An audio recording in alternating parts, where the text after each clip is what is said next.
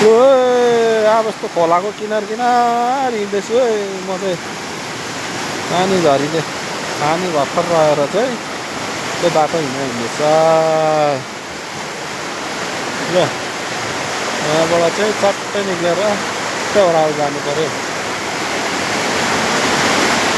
ओहो चिप्लो छ त हो।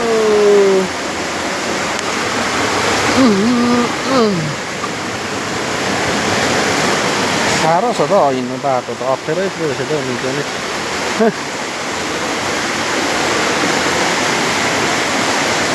यहाँबाट चाहिँ चट्टै लाग्ने हो र यता गएर चाहिँ बाटोहरू चाहिँ के गर्नु र यस्तै छ। खोला तर्नु सक्दैन हो। अन्त त्यतै किनारै किनार हिँडेको छेउछेउ।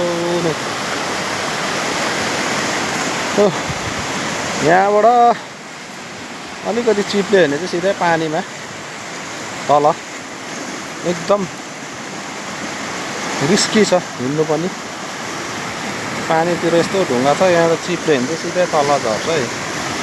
बिस्तारै सम्हालेर हिँड्नु पर्यो है। लु बल्ल बल्ल सुविस्ता जग्गा आइपुग्यो। यहाँ पर पहिरो गएको रहेछ फेरि हो। हेरिहाल्नुहोस् बाटो चाहिँ अब यस्तै हुन्छ है। जङ्गलको बाटो खोला छेउको बाटोहरू चाहिँ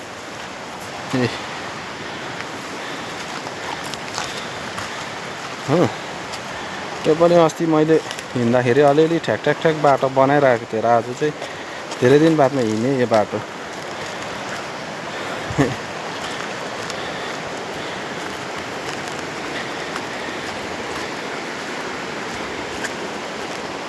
ल त अब यस्तो छ खोला त्यो बाटो हिँड्यो यहाँ परबाट आइयो।